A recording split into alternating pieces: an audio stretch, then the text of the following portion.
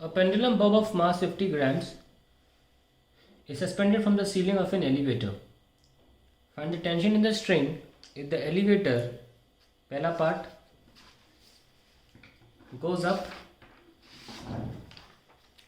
एक second, sorry,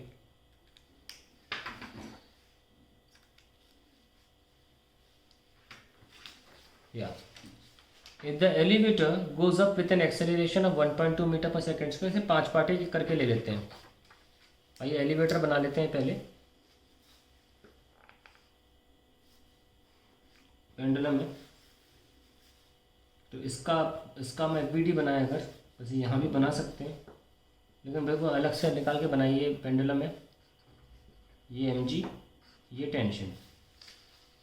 अभी क्या बोला जा रहा है कि जो एलिवेटर है ऊपर जा रहा है, पहले पार्ट में ऊपर जा रहा है, तो आप नीचे सूडो फोर्स लगा दीजिए.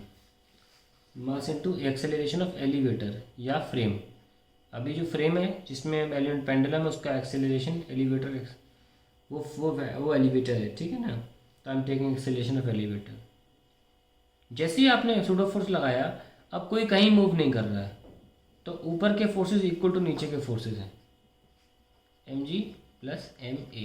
सो t equals to, first part कर रहे हैं, mg प्लस a, ठीक है.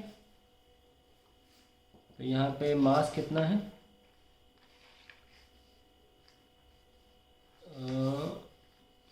0.05, 50 ग्राम था. 10 प्लस एक्सेलरेशन कितना है 1.2,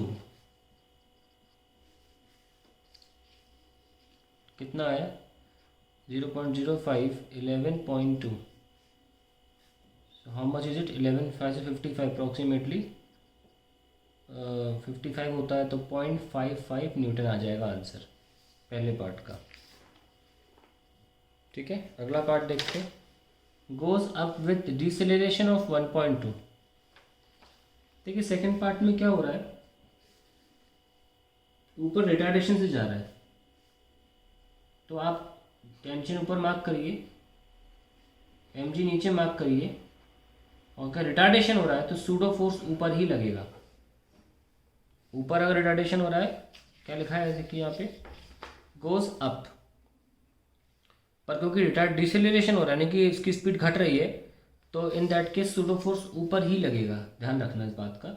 so will have m into, सवाल में भी आपके रखा था डिसेलरेशन, पर अगर डिसेलरेशन है तो जो डायरेक्शन है उसी डायरेक्शन में सूडो फोर्स लगेगा. अगर एक्सेलरेशन है तब लगेगा अपोजिटली, पर अगर डिसेलरेशन है तो डायरेक्शन उसी में लगेगा जिसमें पहले से है. तो आइए लिख लेते हैं इसको, ये लीजिए.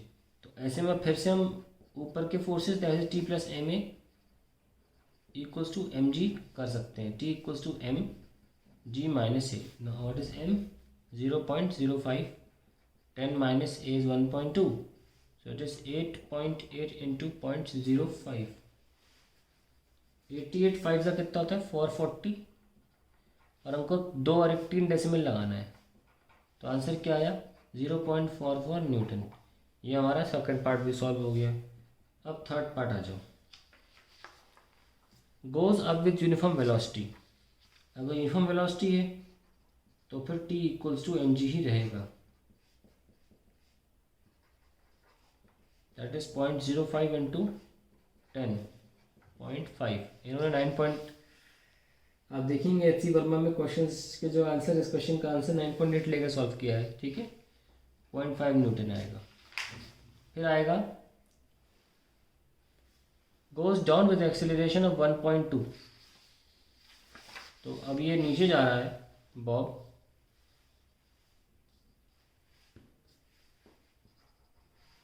अभी तो एम जी और टी तो लगाना है ना, लिखा क्लियरली है goes down with an acceleration of 1.2. तो अगर एक्सेलरेशन है तो ऊपर लगेगा pseudo force. So t plus pseudo force is equals to M g. So t equals to M g minus a, because f s जो होगा वो एम ए आएगा. 0.05 और 10 माइनस 1.2 that is 88. 8.8 into 0.05 that is 0.44 newton. चलो चौथा part भी हो गया, ठीक है। थर्ड पार्ट भी हो गया था, इसमें तो कुछ था ही नहीं। फिर आया fifth part, goes down with deceleration of 1.2।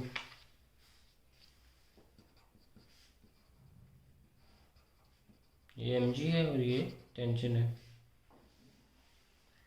अभी नीचे जा रहा है डिसेलेरेशन के साथ। अगर डिसेलेरेशन यानी कि गति कम हो रही है तो सूडो फोर्स भी उसी दिशा में लगेगा, ma। सो t हो जाएगा m g plus a, that is 0.05 sorry 50 gram है। 10 प्लस एक्सेलरेशन इज 1.2 ना, so I get 0.55 newton once again, ठीक है। And then finally six part, ये मेरे अकॉर्डिंग हो रहा था। डिसेलेरेशन है, ध्यान रखना डिसेलेरेशन में सूडो फोर्स मत लगाना, मतलब उल्टा मत लगाना, लगा तो रहे हैं एनीवेज। फिर आया sixth part, down with uniform velocity. तो अगर वेलोसिटी यूनिफॉर्म है तभी हो सकती है जब नेट फोर्स ज़ीरो हो गया हो। तो t minus m g zero, sorry ये छोड़िए, without any velocity acceleration, so simply tension equals to M g हो जाएगा। तो answer is 0.05 into 10, that is 0.5 Newton.